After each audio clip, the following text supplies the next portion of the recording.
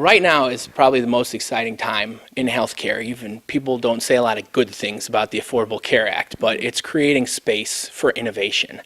We know we're in a healthcare system that really doesn't work that well. There are a lot of gaps, there are a lot of missing pieces, and there are a lot of unknowns, and it's really expensive, and at the end of the day, people aren't getting the type of care they want, especially at the end of life.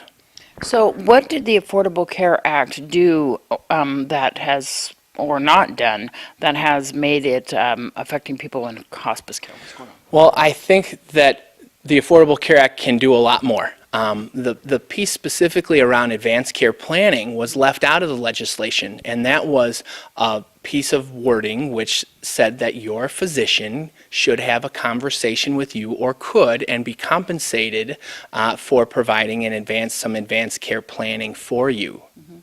So taking this away means that you wouldn't be able to speak to your doctor about advanced care planning? Or what would you do if you would like to have this conversation with your doctor? What can you do now? Well, that's a really good question, because physicians are reimbursed fee for service, and so when you come in to see your doctor for a physical or routine physical, they're going to go through a certain number of things. So you can always ask your doctor about things that are bothering you, and you can say, I'd like to have a conversation about an advanced care plan.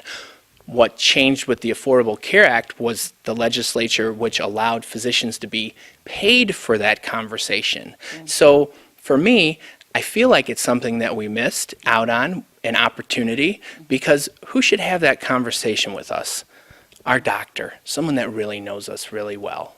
Is there any movements that are happening now to get the doctors reimbursed for this?